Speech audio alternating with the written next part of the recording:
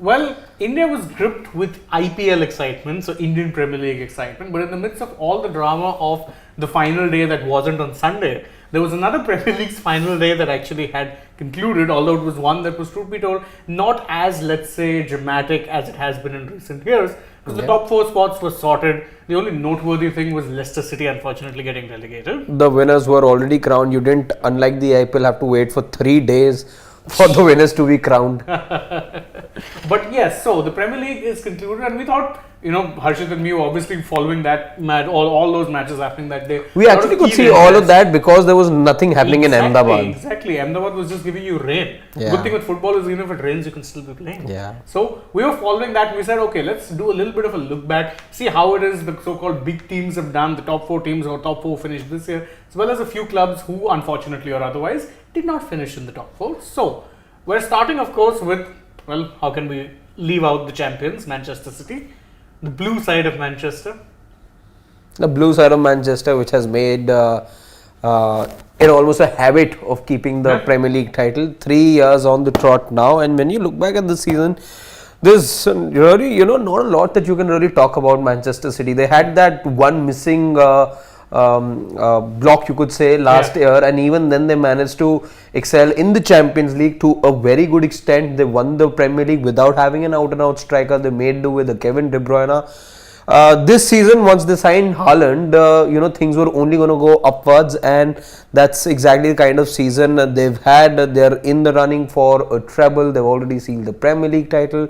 Many obviously, billing them to be champions of the FA Cup and the Champions League as well.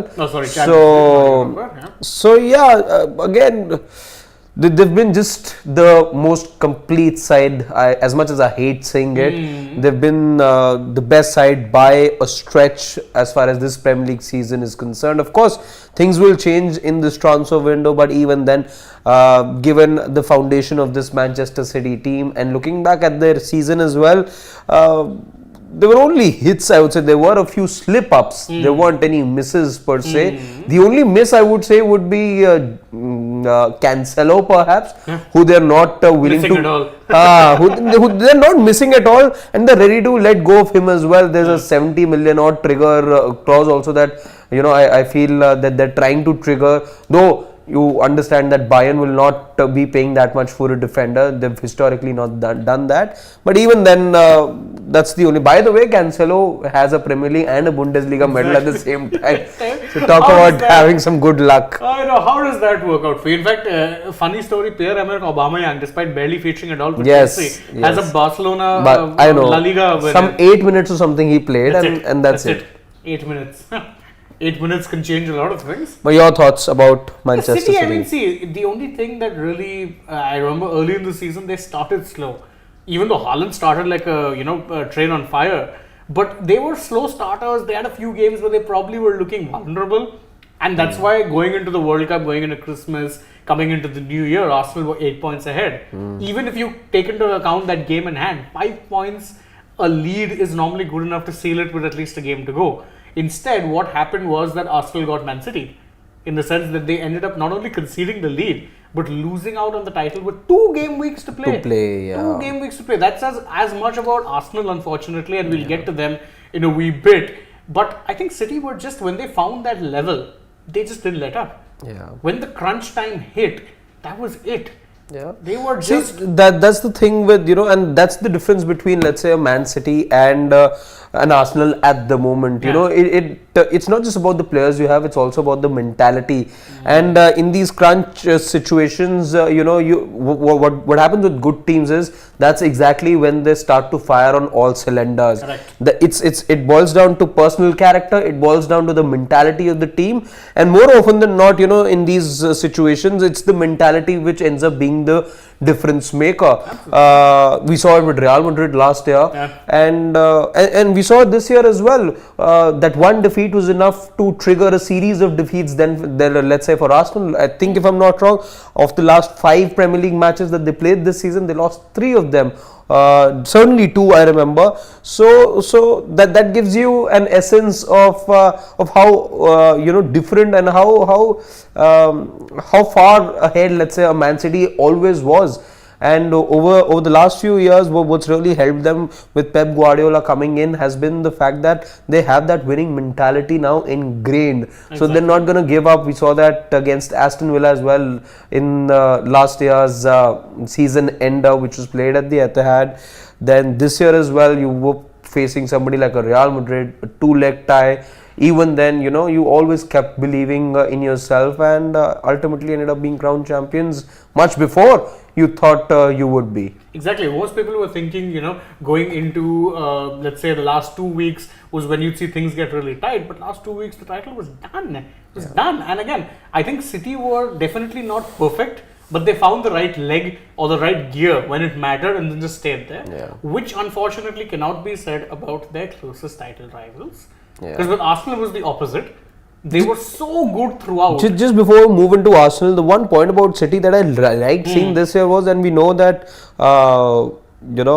he's as much of an artist as a tactician, let's say, Pep Guardiola. I really like the make of their the new make, let's say, that they went with in the fag end of the season, which is moving John Stones into the midfield. Now that is something new from last year that we saw, moving him into, and it all happened, I think, for that Real Madrid game wherein he wanted to, Liverpool game, if I'm not wrong. That was the first time I think that we saw that move take place, and this whole idea behind midfield. Boxing, forming a box in the midfield, just blocking the supply for Liverpool. I think that was something new from, let's say, the Man City or let's say the champions of 21-22 and the champions of 22-23 that we saw.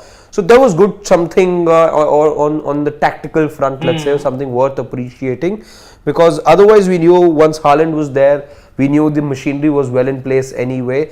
So getting results wouldn't have been something difficult for Man City, but that was something good to see as far as Man City's make is concerned. In fact, that's something clubs are adopting, because even Arsenal, one of the reasons Alexander Zinchenko was starting so many games at left back. He plays so far up front. Not just so far up front, more often than not, he tuck into the midfield. Yeah. So you're playing a 4-3-3. If you have a Xhaka, Partey, Odegaard, that's your midfield three. Yeah. He'd slot in, more often than not, he'd tuck in and become the fourth midfielder. What would that help them with? Creating that box. So the box, I think, is the thing, is a tactic now you're going to see a lot of teams take up. With City's case, of course, it was a little different because they'd sometimes push to a back three. So Stones would be that third defender who'd sometimes push forward, and then they just kind of box in. So it was a pretty innovative thing. I enjoyed watching it because, again, we always talk about why is it you prefer a 3-man midfield to a 2-man midfield? Because a 3-man midfield offers you more control. Now a box midfield is suddenly changing the game altogether. True. But I think, unfortunately for Arsenal, their problem was, as we said, mentality. It just came down to when the crunch situations came about, they ended up dropping points to teams they had no rights dropping points to. 1-0 loss to Everton, who, by the way, beat relegation on the last day of the season. They dropped points. They dropped 2 points to Southampton. They would, mind you, 2-0 down in that match. They drew level. Come back, exactly. Then they dropped points to Liverpool again. Liverpool, they've blown hot and cold. Let's not go by that 7-0 pasting. They were very hot and cold throughout the year. When they were good, really good. When they were bad, and again they tapered right towards the end of the season as well. They tapered yet again. But then yes, just to build on Arsenal, let's say, you expected so much more of this side. But when you look at Arsenal and where they were last year to the progress that they've made this year, I think somewhere everyone knew that them being right up there with those 4 points in hand, with those games in hand, was a bit of a smoke screen. That's something that I hold, by the way, against the Arsenal fans. If you had that kind of a lead, you by no stretch want to believe in whatever was the popular opinion that we're here just by virtue of having some good run of games or whatever you may say, and that Man City had the team, we had Jesus injured and whatever. Let's not forget that you were getting all the results even when Jesus wasn't there. So no way could it have not happened once Jesus was back.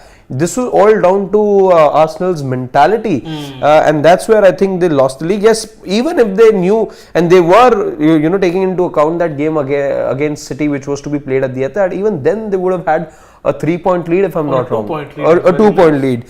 So even then, but they then lost to Brighton, then they dropped points at Anfield, then Southampton. So that just tells you that was all down to mentality at the end of the day, and perhaps like last year, which is why maybe the Liverpool of last year were even better than the Arsenal of this year. Because they took it to the final game. They took it to the final game. They really gave City a good fight.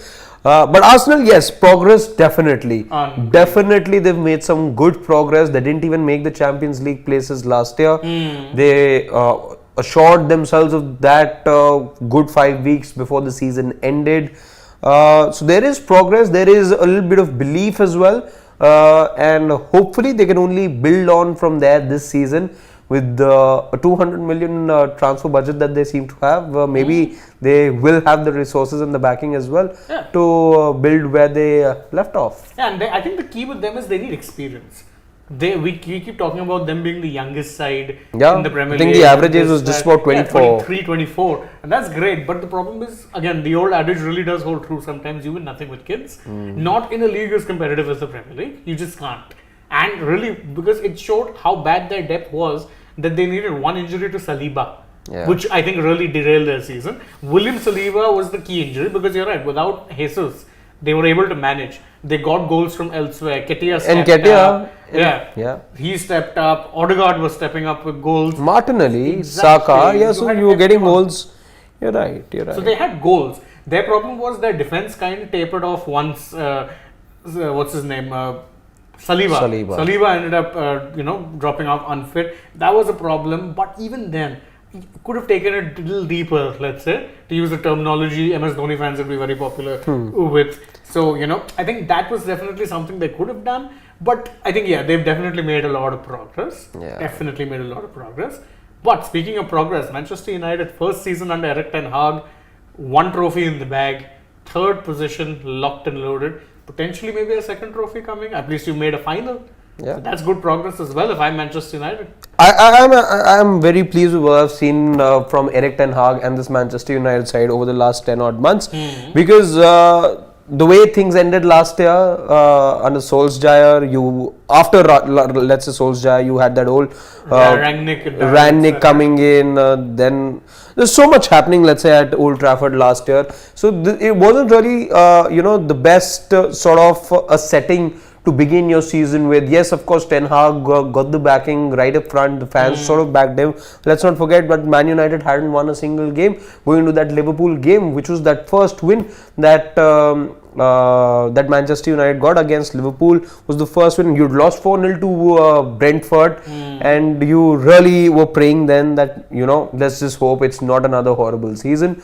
But good work there, I would say, done by Erik ten Hag. And I would say, what pleases the most for me when I look at Ten Hag is the fact that he was able to handle the Cristiano Ronaldo controversy with the kind of maturity that he did.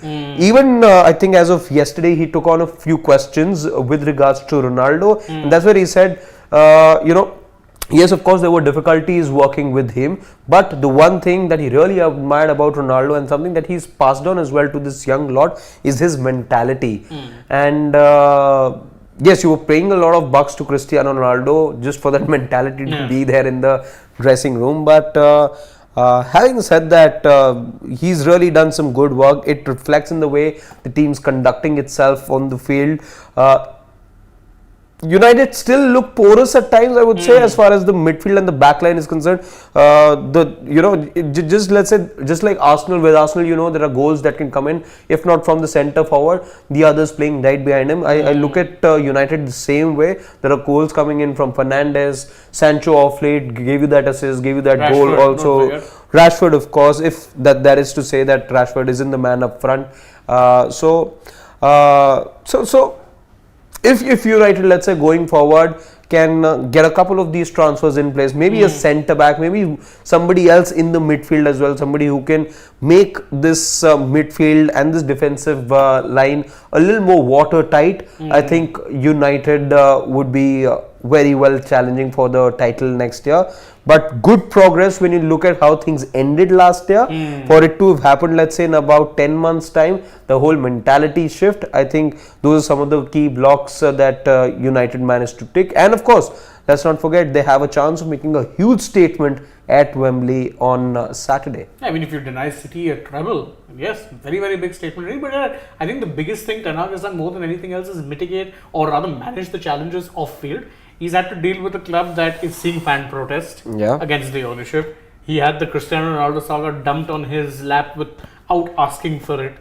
Through no fault of his own, by the way. Yeah. He was managing the side as well. In fact, he recently even had a very nice quote about Harry Maguire, where he said that I can understand it wouldn't be easy for him. He's worked hard, but then maybe we have to find a solution. So I think he's hinting at essentially maybe some sort of a solution being found in the transfer market, which would mean letting Maguire go. He's even handled that side very well because truth be told, I know that not all of his signings have been hits. I think Anthony has struggled throughout really. Flashes of brilliance, not really getting beyond that. He's done good with, say, someone like Jadon Sancho. He's managed to unlock more potential from him. More potential. Yeah. Of course, Garnacho has shown a lot for the side. There's been other places, unfortunately, where he's been hamstrung. Again, if you needed a forward, I'm sorry, Wout Weghorst wasn't that person. But they never had the budget. That was a problem. They got, remember, 2 loan signings. Sabitzer was another one who looked good in patches but then got injured. So I think you're right. With United, there are a couple of very obvious issues to sort. Midfield being one of them, potentially another striker being another. And again, the David De Gea, let's say, I mean, that's been made clear, by the way. That's been made clear of late that United could be, because what Ten Hag also suggested just about a couple of days back was also that at a club like United, you need everyone to be fighting and there has to be competition for every position. So there was also to say for the number 1, shirt as well, there has to be much more competition, and which is where you expect a little bit of a movement there as far as going for a goalkeeper is concerned. Absolutely, but overall I'd say United fans would be happy. Fans who wouldn't be happy? Chelsea and Spurs fans. Liverpool as well? Liverpool, I think still, of course, Liverpool definitely, because I think coming off the high they were at last year, they were going for a domestic quadruple, exactly. And this time around they've ended up with nothing and even missed out on top 4. So that's definitely not the best of times if you're a Liverpool fan, especially considering you were challenging, as I said, for the Premier League till the final day of the season. So unfortunate for them, but I think one thing which got made very clear, or was made very clear to them very early in the season, this team needs a rebuild. I think they've been putting it off for far too long. How long now have we been saying that Liverpool's midfield is a problem? Liverpool's midfield is a problem. This year it was laid bare for everyone to see. The midfield looked porous. The forwards were still delivering the goals. The defense at times, more often than not, did look solid. Man alive, that midfield was being cut through with conservatives. And they're not going to have Milner next year.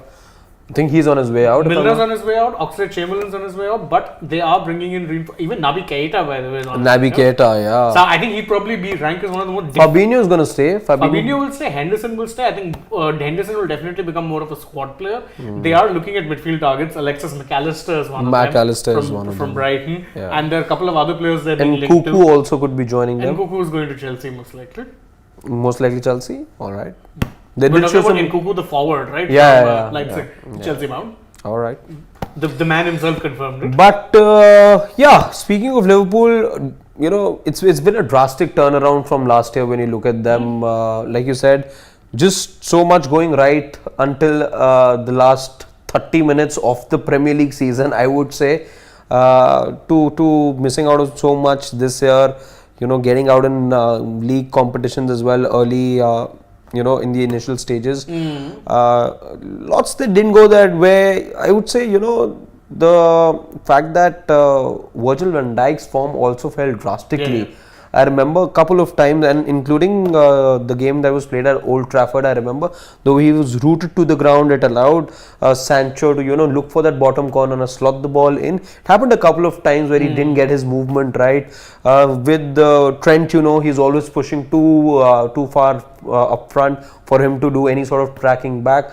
So then do need to sort out a few issues. By the way, Firmino also not being there, they could be looking at a striker as well. Definitely.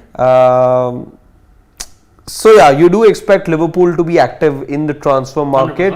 But I would say the rebuilding's begun already for them, because Mac Allister is somebody, like you said, is already Liverpool bound, as reports suggest. Let's not forget, if Luis Diaz is fit and fine for the entire season, that adds another very different dimension to that, very right? different dimension. They signed Cody Gakpo after the World Cup finished. So they've been trying to. I think they do realize, the thing with Liverpool is, and the management there, they do realize that this wasn't their season, but we cannot have something similar happening next year or the year after that. So they were already looking for reinforcements. They showed some transfer activity in January, and you expect them to be active in the summer transfer window. 100%, because if you let go of four free signings that are free, 100% you're freeing up space to replace them with newer players, fresher players, hungry players. That's the key. And the real question now is, of course, even if those players come in and then you still see a problem, what of Jurgen Klopp? Because the ownership have backed him to the hilt. Yeah. He's gotten a new contract. He said very clearly that I'm going to be here to oversee this rebuild. Yeah, till 27, if I'm not wrong. Yes, exactly. I think So it's he's a got long pretty commitment. Long commitment. And he's happy with the club. I don't see any reason why he wouldn't have been.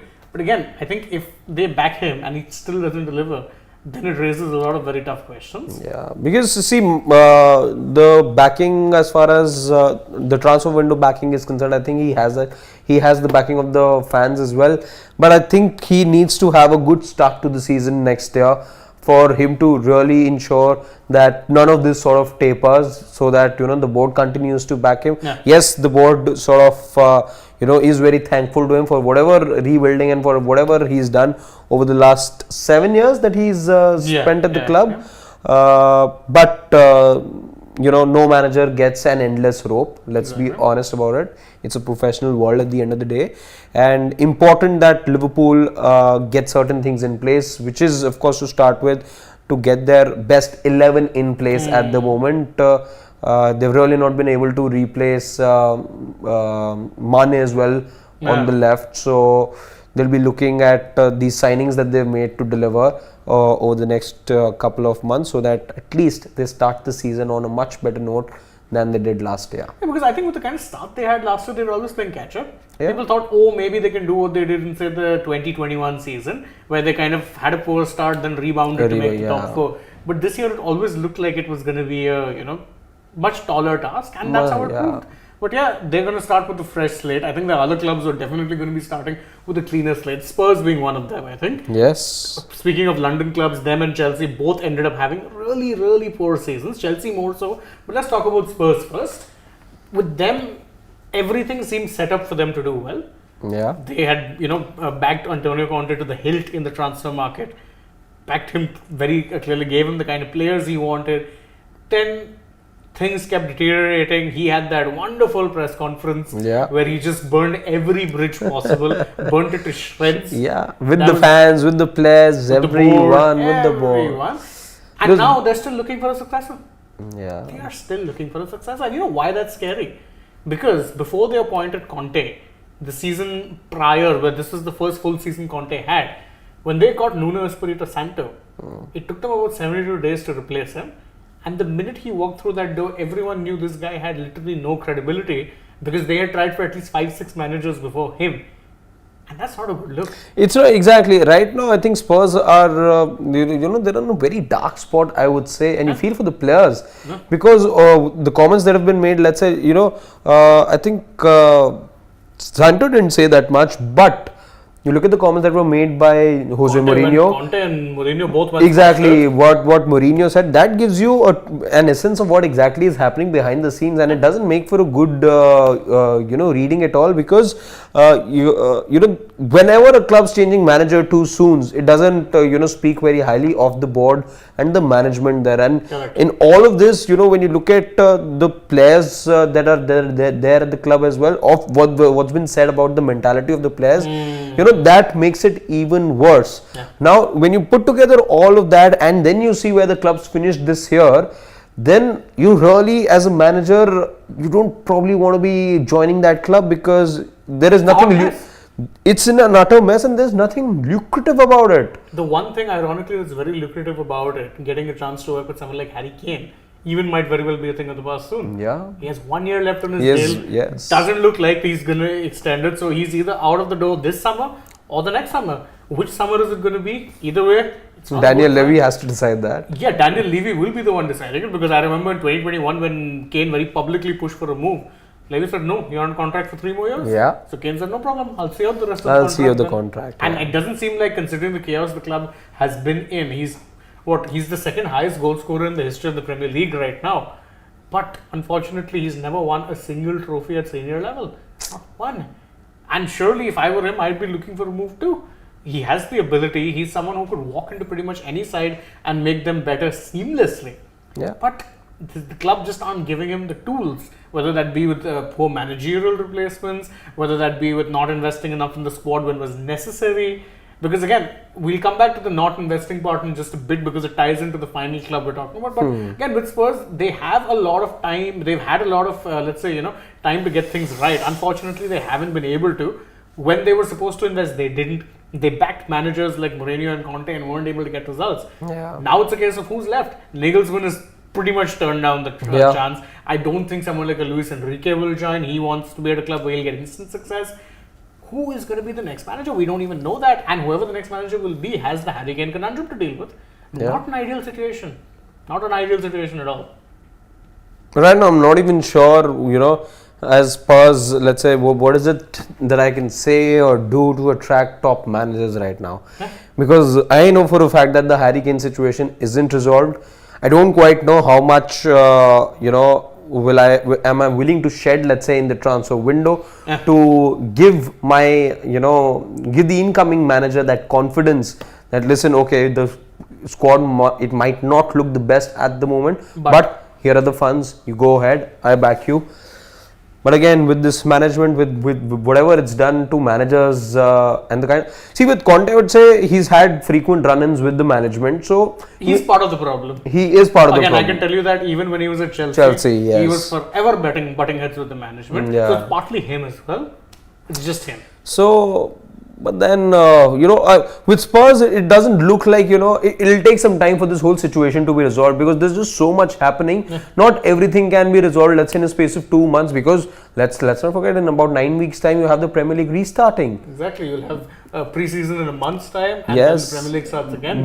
Mid-August, you'll have the Premier League kickstart again, so there's not a lot of time left. And if you delay this managerial appointment, by the way, it just makes things much more worse. Exactly, as we've seen it happen with Spurs itself. And speaking of teams that didn't delay their managerial appointments but got everything else wrong, Chelsea, why do we have to do this?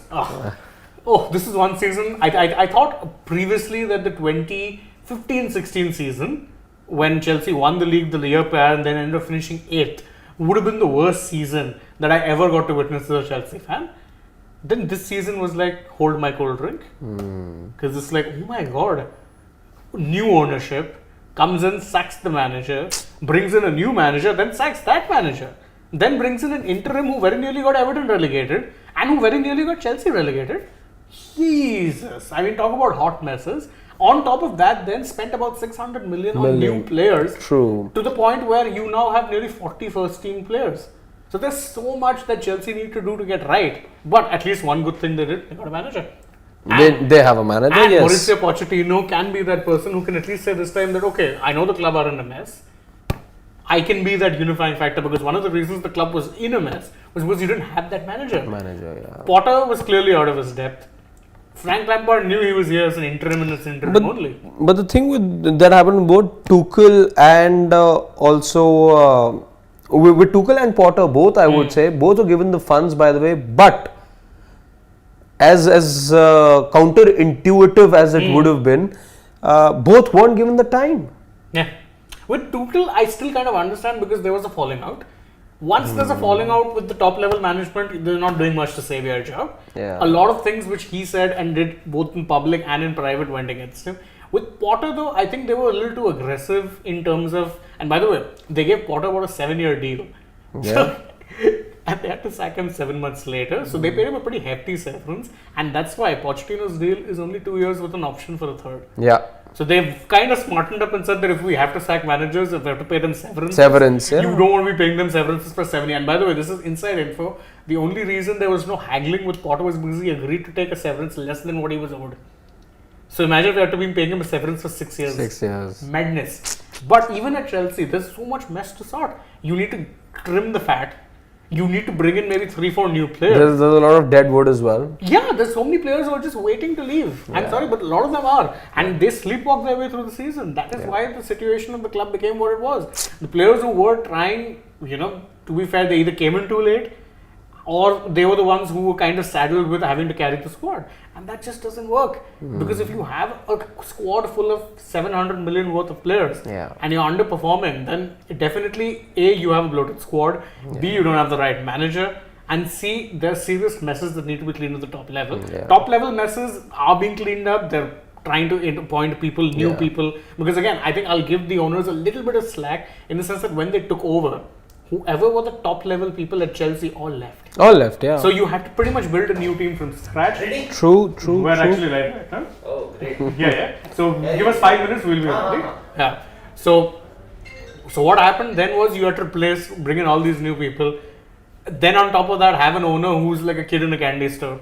Like I love Todd Bowley. But the thing is, and I think what they've done right already is that they're starting from the right one. They know there's a lot of mess to clear out and sort out. But what's the first thing to do? Manager. Exactly. The managerial appointment has already happened, though it will officially happen only on the 3rd, I believe. No, it will happen on July 1st. So the reason for July that 1st. is because he's still technically under contract with PSG. PSG. He's on gardening leave. Yeah. So he'll only take charge from July 1st. So that's the good way to go about it, because you've assessed what the situation and the problem is at hand, but there's a way. So it's like at least knowing that I have the mess in front of me, but I'm not just going around trying to sort it, upside down. I'm going about it the right way. And they've also appointed people at top level. So they've brought in a CEO types, a director type. So they're bringing in people. So again, the rebuild that had to happen both on and off the field. On field, I think they've done enough rebuilding. Yeah. Now it's just a case of clearing out the dead wood. Off field is happening, but I do anticipate whatever happens next season won't be an easy one for Chelsea either. I think if you get a top 6 finish, you'd be lucky. You'll be lucky, exactly. But what's happened is, see, in a matter of 12 months' time, from where Chelsea were right now, this whole mess has pegged them back by good 2 years. Yeah, because you can't hope for a turnaround inside 12 months with Pochettino. You got to be patient with him as well. And I think a realistic target for them, let's say, would be to seal Conference League. Let's say top 6 at best. Exactly. If that is, I think again, which is why I would say Ten Hag also, credit to him for the kind of mess that he stepped in with to finish 3rd is very good success with with a domestic title with you and gunning for a 2nd.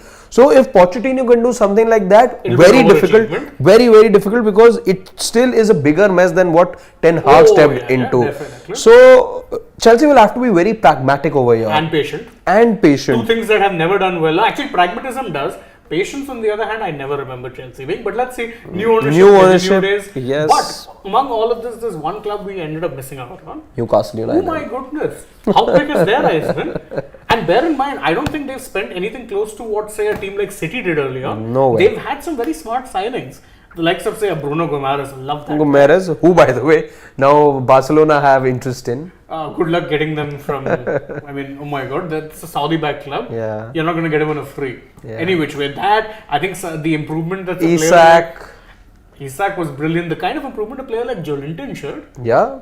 When that guy is former Arsenal guy, right? No, Joelinton was brought in from some Dutch club. He was brought in as a striker despite never being a striker. I think he spent some time at No, Joelinton never did. He was brought in from a Dutch club, and he came in as a striker, but has now been reinvented as a box-to-box midfielder. But has been great in that role.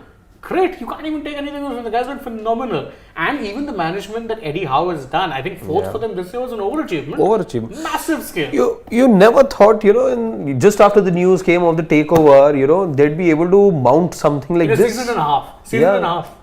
Because again, 21-22 January was when the announcement came. Yeah. And now season and a half later they're in the Champions And they've not spent a lot of money. They have spent a good degree of money, but again, they've not splashed the cash the way City did. Or Chelsea did in the early days. Yeah, after the takeover happened. Yes, it's not been anywhere close you look at the fact that Bowley, the moment he came in, 500 million spent right there. Nothing like that the Saudi-backed regime has done over They here. were pretty smart. Yeah. Very, very smart. Of course, they had the advantage of installing everyone into good positions early. Yeah. With Chelsea, you had the disadvantage, let's say, of having all the key people, including Marina Granskova, who, by the way, was a champion at her job. She left because she was Roman's right-hand person. Yeah. So that happens, but with Newcastle, quietly impressed with how exactly it is they've done. And if they, by the way, can turn some head arounds in the transfer market, really sort of bring in the kind of signings nobody expects right now. They, by the way, have been very quiet. There aren't any rumors doing the rounds as far as what their intent in the transfer window is going to be. But we know like. it's going to be bringing in players. They are because no way do you want to be not pushing for a better position next year. But let's not forget that the competition around them is also going to intensify. So let's just see now where Newcastle head next year. But so good for a club that has rich history to be back in the Champions League After a 20-year wait. After a 20-year wait. To be doing so well in the Premier League, and they have all the more reason to believe that they can continue on this path. Sure. On this path next year as well. So, do we have any comments that we can take? Just let's check. I think I see a couple here or there. We can take those and then bring this live stream to a close because we'll be doing another debate. Yep. Right after this, pretty much. Let's see. Discriminant says Arsenal or Dortmund, which stroke surprised you? I mean, discriminant, I would say Dortmund. Also, because all they had to do was win their game. They missed the penalty. Two penalties, yes. Missed the penalty in the last day, but boy. King, by the way, is right. One of the players who is being linked to Chelsea is Emiliano Martinez. It's very, very weird. But then again, I think they do need one goalkeeper. So, Emiliano Martinez would be that person. I'd love for that to happen for only one reason. He's former Arsenal. Yes. Former Arsenal youth guy. Would be cool to have him around. But yeah, I think that's it. I think we're good as far as comments go. So, to the people who did join us, thank you so very much. Yeah. Stay tuned. We'll be coming with the dugout live in a few minutes' time. So, and if you enjoyed this, please don't forget, like, share, subscribe. And if you stay tuned to the channel, you have to tap that bell. Also follow us across social media. Download the Sports Tech app as well. I'm Harshit and Meets. For now, goodbye.